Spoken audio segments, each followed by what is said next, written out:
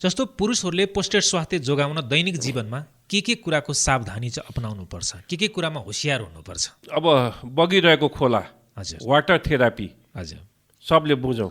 बगिरहेको खोला बनाऊ भनेपछि पानी प्रशस्त मात्रामा खाउँ, जसले गर्दाखेरि पिसाब भइरहेको छ र खोला पनि बगिरहेको छ भनेपछि water therapy is the first. पानी प्रशस्त मात्रामा खानु पिउने, पर्यो। बुझ्नु भएन? पानी कमी गर्नु भएन।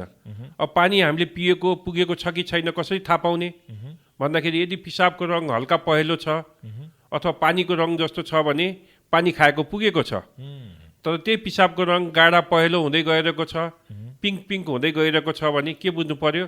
पानी खाएको पुगेको छैन। त्यही भएर पानी बढाउँ र पिसाबको रङ हल्का पहेँलो अथवा पानीको रङ जस्तो बनाऊ।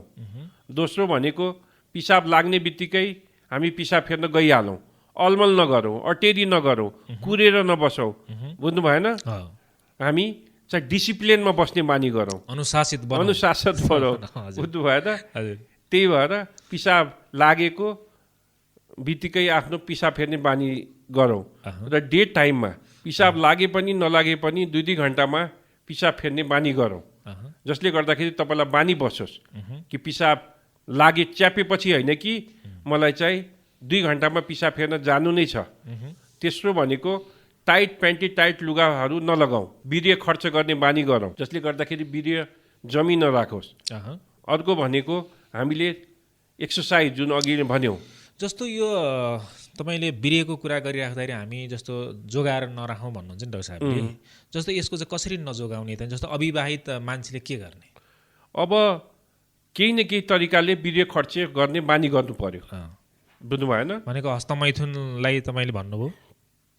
अब हामीले के भन्छौँ भन्दाखेरि नियमित समयको लागि, केही समयको लागि चाहिँ हामीले जुन तपाईँले भन्नुभयो त्यो पनि हामीले गऱ्यौँ भने त्यसले पनि हाम्रो प्रोस्टेट ग्ल्यान्डलाई हेल्दी बनाउन मद्दत गर्छ।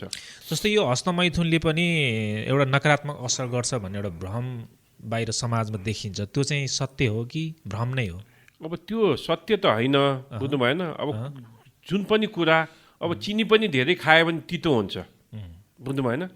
यदि लिमिटमा हप्ताको 2-3 चोटि यदि हामीले वीर्य खर्च गरिरहेको छौँ अथवा दिनदिनै खर्च गरिरहेको छौँ भने त्यसलाई चाहिँ हामीले नर्मलै मान्छौँ। तर त्यही कुरालाई चाहिँ हामीले एक्सेसिभ गर्न थाल्यौँ भने त्यसले धेरै नराम्रो असर पार्न सक्छ।